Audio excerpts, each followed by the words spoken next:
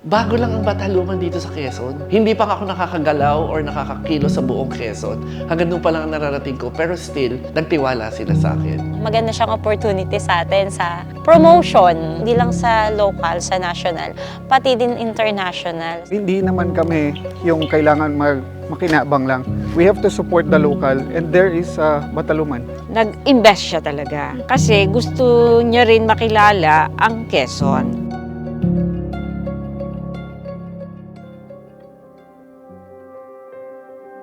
Si Bataluman ay nag-originate talaga dito sa Tayabas. During the pandemic, nagfa-farming ako, into farming, tapos nasa bundok, magmanahaw. Sa pagninilay-nilay at pag-iisip-isip ko na bumalik sa tourism industry, naisip kong pangalan ay Bataluman. So si Bataluman ay isang babaeng bathala. Naisip ko na parang ang ganda ng pangalan. Bigla na nag-sink in sa akin and nag-decide na ako na magtayo na ulit ng panibagong opisina. Nag-farming ako, medyo magulo ang industriya ng agrikultura dito sa Pilipinas. So naisipan ko magbalik ulit sa turismo. Na eto yung aking simula umpisang nagustuhan. Si Bataluman kasi, first time ko siyang nakita nung familiarization tour ni QPTO. Nakikita ko mas makikilala pa yung bayan namin. Bubukas siya ng malaking pinto na makikilala kami na pwede pala sa Bordeos na pumunta ang cruise. Kaya pala, kaya namin i-handle, kaya namin i-offer yung mga gusto ng cruise industry. Nakikita namin yung potential na higit pa yung mas dadayo sa amin, mas makikilala pa kami. I know how committed he is. Sobrang dedicated niya sa work niya. Then they opened Bataluman sa Quezon. Click! Sabi ko, what? Sa team ko, okay, we need an operator because a part of our company on our sustainability policy that we have to support the locals.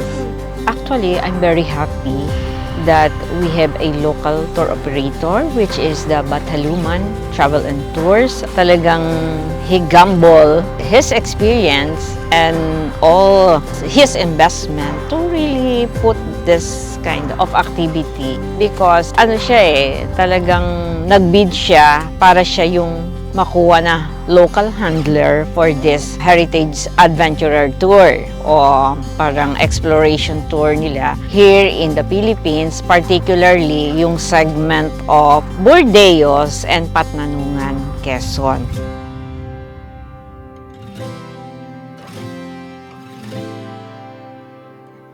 Nakikita ko the way na i-handle ng Bataluman Travel and Tours ang activity na to, talagang nag-invest siya talaga. Kasi gusto niya rin makilala ang Quezon. Bihira in all tour operators of Quezon na mag-i-invest siya dito locally. Nakita ko ang ganda ng bayan ng Tayabas. Nakita ko ang ganda ng ating simbahan, ang ganda ng ating mga old bridges, ang mga malagunlong na yan. Nakita ko, nasabi ko may potential ang bayan natin. Until nakita ko na rin na mas ma-potential pala ang lalawigan ng Quezon. So naisip ko na parang magkaroon ako ng identity ko or inbound ako ng Quezon. Kasi ang mga thinking ng ating ibang tour operators gusto outside of the country lagi, di ba? Hindi sila nag-e-entertain masyado ng inbound. Parating palabas ng country. But with Bataluman, na gusto niyang makilala talaga at matulungan ang kanyang bayang Sinilangan at ang probinsya ng Quezon, talagang hands off ako sa kanya dahil in-embrace niya, oh hindi, local ako, kaya ko to, di ba? Napakagandang katrabaho si Bataluman kasi very light lang, tsaka very fun. Kahit siguro, like, anong oras hindi mo ma-feel na nagtatrabaho ka pa din, yung conversation nyo, kasi may mga kailangan kayong tapusin. So, hindi mo siya mararamdaman na mabigat. Siyempre, as tourism officer, masaya tayo kasi nga may mga partner agencies tayo na tumutulong sa atin, di ba? Like Bataluman. And after nitong project na to na hindi lang nagtatapos sa ganun, parang after nito, tapos na ba? Na siyempre, we're looking forward na mas marami pang dumating. Pero aside from we're targeting na maging parang isang cruise destination, pinagtatrabahuhan din namin na may offer pa siya sa mas malawak na market. Ang importante, yung raw nung nature and May ibang part talaga na yun yung first plan na dapat pupuntahan, and then later on, dumadating yung mga requirements nila. From the requirements of the expedition, we have to work out, we have to do the research with my team, tapos sa support ng Bataluman. Nag-member ako ng KIPATA, ng Quezon Province Association of Travel and Tour Agency. Nakilala ko doon yung mga travel agency na nandito sa Quezon Province. Until dumating ang program ni Governor Helen Tan, eto na ngayon, tara na sa Quezon. Lalo ako na-inspire na ano ang passion ko. Sabi ko, Quezon naman, tama na muna yung ibang bansa. Magandang opportunity para rin makilala yung Bataluman Travel and Tours na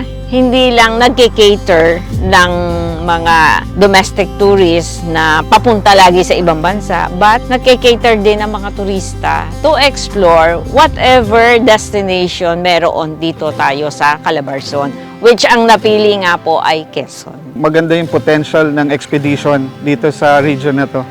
We are very grateful po sa Bataluman na siya yung naging partner namin na travel and tours para sa project na to. The impact ay maganda kasi ang ganda ng review ng ating mga bisita sa mga pinuntahan nilang destination. I've been all over the world. Almost 50 countries I've been to. Pero, ang lugar natin, ang lalawigan natin, ang tubig natin, ang karagatan natin is comparable sa lahat ng mga beautiful destinations natin, locally and internationally. Kaya, yung puso ko, inilalagay ko ngayon dito sa pagpupromote or pagmamahal sa ating lalawigan ng Quezon, especially sa Tayabas. Dito sa Bataluman Travel and Tour Services, we provide the tours that you want and the quality that you deserve. Ako si Michael Andaya Rojas at ito ang Bataluman Travel and Tours. Mabuhay!